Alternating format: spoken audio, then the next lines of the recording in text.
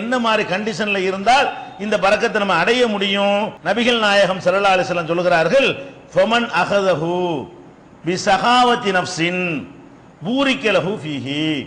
ஒரு மனிதனுக்கு செல்வம் வரும் பொழுது அதை அவன் எப்படி எடுத்துக்கொள்ள வேண்டும் என்று சொன்னால், அதை ஒரு பேராசையோட ஒரு வெறியோடு அதை பெற்றுக்கொள்ளாமல், வந்தா வரட்டும் வராட்டி போகட்டுங்கிற மாதிரி ஒரு தோரணையில் அந்த பணத்தை ஒருவன் பெற்றுக்கொண்டானேயானால் அவனுக்கு அதுல பரக்கத்து செய்யப்படும்.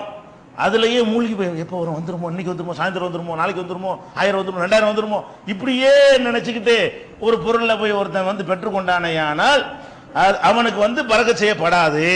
ரசூல் ஸல்லல்லாஹு அலைஹி வஸல்லம் பிரிக்கிறாங்க.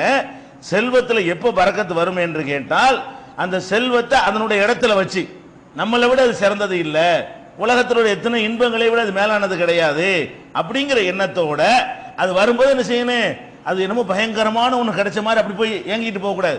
சும்மா சாதாரணமான நிலையில் அந்த பொருளாதாரத்தை ஒருவன் பெற்றுக்கொண்டானேயானால் அவனுக்கு பூரிக்க லஹு ஃபீஹி, அந்த செல்வத்தில் அவனுக்கு பரக்கத்து செய்யப்படும். வமன் அகதஹு பி இஸ்ராஃபி நஃப்ஸின், பேர் ஆவலோடு அதை ஒருவன் பெற்றுக்கொள்வானேயானால், இன்னும் பயங்கர ஆவலோடு 100 ரூபாய் ஓடி போய் வாங்குறது, 100 ரூபா வச்சுக்கணும் ஓடியா, நாங்க ஓடி வந்து வாங்குறோம், 100 இரியா வர்ற வேலையை முடிச்சுட்டு வர்றேங்க, இப்படி போய் வாங்கணும்னு வைங்க, அது பரக்கத்து செய்யுமா? அந்த பொருளாதாரத்தை பெற்றுக்கொள்வதை விட அதை விட கண்ணியம் பெருசு, மானம் பெருசு, கௌரவம் பெருசு. வரட்டும், வந்தா வரட்டுமே, அல்லாஹ் தந்தா பரக்கத்து செஞ்சுட்டு போறான், கிடைக்கல போடா, இப்படி ஒரு நிலையில் இருக்கணுமா? இந்த மாதிரி இந்த பொருளாதாரத்தை இந்த ஸ்டேஜில் யார் வச்சுக்கிறானோ அவனுக்கு தான் பரக்கத்து. இந்த பாக்கியத்தை எல்லாருக்கும் நல்லா தரமாட்டான். மனசுல இந்த நிலை இல்லாதவர்களுக்கு அந்த பாக்கியம் இல்லாம அந்த காசோட கிடந்து சாவு, அதுவா நீ நான் பாத்துக்கிடுவோம் அப்படின்னு நல்லா விட்டுருவான்.